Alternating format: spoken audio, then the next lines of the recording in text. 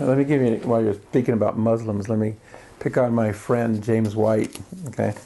That I've read James White's book, and I've had a couple of interchanges with him on the internet. And the interesting thing, the Muslims love James White. In fact, there's a... Doesn't he have debates with them? Yeah, oh yeah, he debates them. He'll debate their religion. But they love him when he gets to the Bible version issue. Because James White says, I believe the Bible is the infallible words of God. He comes right out and says it. Okay, then you ask Mr. James White, well, sir, can you show me a copy of this Bible you say you believe in? He'll never do it. Never, never will do it. And he has one where on a video, and a Muslim put it up there. A Muslim forever, that's what he calls himself. And he takes James White's own program where he says that Luke, what is it, 23:35, 23:35, I think it's 23:35, where Jesus says, yeah, Father, forgive them, for they know not what they do. Okay? James White now says that that is not inspired scripture, and that that does not belong in the Bible. He ought to know. He wrote a book. And yet it's in the ESV, the NIV, New American Standard. It's in all of the modern versions. But James White, he says it's not original scripture, shouldn't be in there.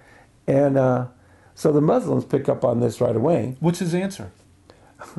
Well, that's why I call him James Whiteout, you know, because he keeps taking away, chipping away more and more. He takes out 1 John 5:7. He hates that. And but why would it? Well, how does he answer that particular? If the fellow said, "Well, look, you say that this is not in the Bible, okay," and everybody, he's different than all the other folks.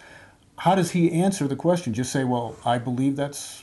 I don't know, because he wasn't asked the question. This is just his program, and a Muslim picked up and recorded it. Oh, I see. And so then he posted it. I gotcha. And so James White can't take it down. Because sometimes James White will put something up there, and he hardly ever lets comments come in, right? Yeah. No comments. He just wants his side to be heard, and then he'll take something down, you know, after a while if he wants to. This one he can't take down because a Muslim put it up there, and it's his own program.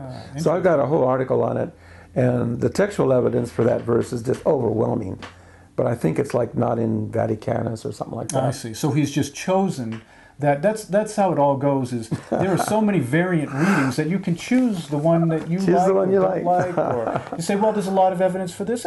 Maybe some, not too much, but maybe it shouldn't be there. So nobody can ever know which words are authentic and which words aren't unless you have a book, which is where I started from. It's a big picture. Either God provided us with a book, which I believe he did, and all you got to do is figure out which book it is. Otherwise, the other Bible worldview is that there is no book, and that all the readings are scattered around. And guys like Dan Wallace will tell you, we have this preponderance of evidence. We've got all kinds of evidence. We've got 110% of all these readings. The problem is you got too many. An embarrassment of riches. I never can remember that. It's an embarrassment of riches is what we have. We have 110%. Well, that means 10% of them are too many and they're not authentic. So it's a serious, serious problem. And these guys argue about, well, which ones should be considered and which ones shouldn't be. You can't go with a majority because nobody even uses majority text. There are guys that have come out with a majority text.